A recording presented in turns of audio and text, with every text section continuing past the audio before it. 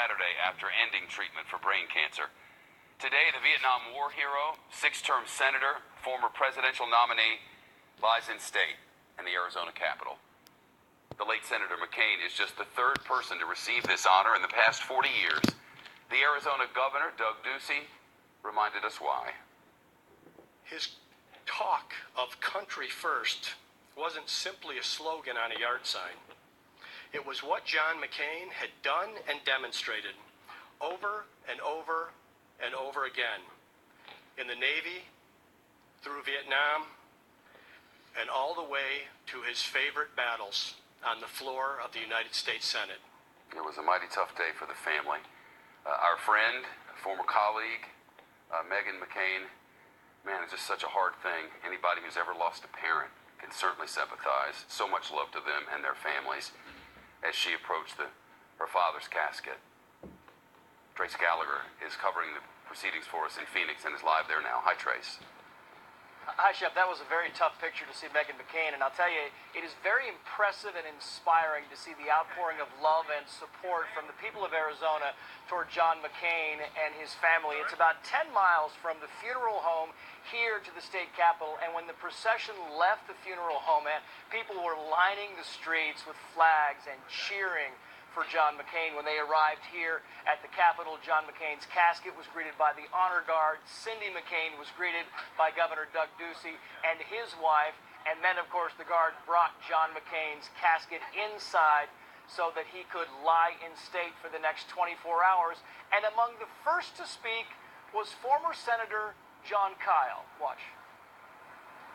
John's love for America and Arizona.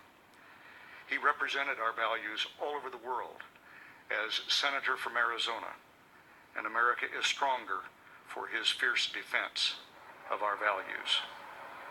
Arizona Governor Doug Ducey also spoke, saying that John McCain was an electrifying man who fought like hell for what he believed in. Listen again to Governor Ducey, followed by the current Senator Jeff Flake. Watch.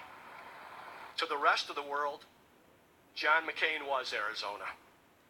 When all of us here traveled and told people we were from Arizona, people knew two big things about it: John McCain and the Grand Canyon. Let these tears bring blooms in the desert he loved, in the country he served, and in all our hearts. Amen. That, of course, was the pastor. It was not Jeff Flake. Jeff Flake, who always considered John McCain the big brother of the Senate, really is. You watch the McCain family go through this. Very, very tough to watch, Shep. And this was just the first ceremony. There are several more in the coming days. 106 degrees there today, or it's going to be, Trace, and I'm told that the public viewing is overwhelming them. And they are coming out in droves. You're right. It is very hot here, if you can't tell. You know, it's one of those things where John McCain, when he was campaigning for Congress and the Senate, he would canvass this state, and he would go to the nooks and crannies, the towns that had population of 55 and whole town halls there. This really is payback. You've got people coming from all over the state to come and pay their respects to John McCain. Their well-being is really the first order of business, so they're staying over at the fairgrounds where they can get some shade, and they're being shuttled over, and then the bus loads will bring them here and then bring them back to the fairgrounds. They were having these hours about 2 o'clock until 8 o'clock, but when they figured out there'd be 10, 12, 15,000 people showing up, they extended the hours so the viewing, Shep, really could go until the wee hours of the morning. Shep. Trace Gallagher live this afternoon in Phoenix. Fans are pouring into Detroit to pay their respects to the Queen of Soul. People lining up outside the Charles H. Wright Museum of African American History there. Aretha Franklin's funeral is set for Friday. Last night, more than 1,000 of her sorority sisters came together to celebrate her life. She became an honorary member of Delta Sigma Theta back in 1992. Another member, Congresswoman Brenda Lawrence, spoke at the service. She said Aretha Franklin loved the sorority's ideals and that her life was an inspiration. Pope Francis talking about the abuse in the church. He made his first Vatican appearance since a bombshell report accusing him of covering up accusations of sexual misconduct against an ex-cardinal. The Pope mentioned church officials' lack of response to abuse in Ireland but he did not mention the abuse accusations in the United States at all. Our chief religion correspondent, Lauren Green, has the news now. Lauren?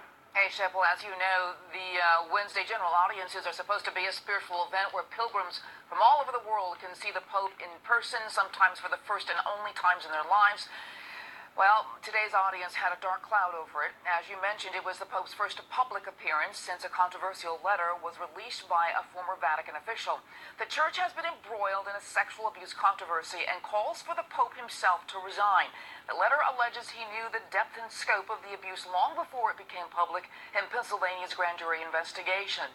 The Pope did not address the letter or the investigation, but expressed remorse for sex abuse victims in Ireland, whom he met with during his recent trip to the country.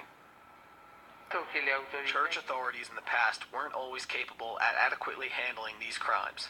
The meeting with some survivors, 8 exactly, left a deep mark on me, and in many occasions I asked the Lord for forgiveness for the scandal and the sense of betrayal that was caused.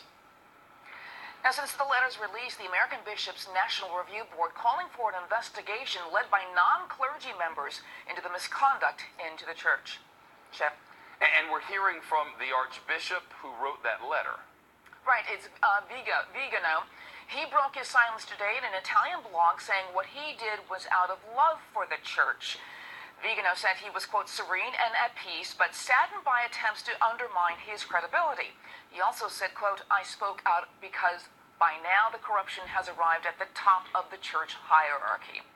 Vigano's claims have thrown the papacy into turmoil because Francis has always expressed a zero tolerance for priest sexual abuse of minors, and now there are calls by bishops to investigate the accusations in the letter. Shep? Lauren Green, live in New York.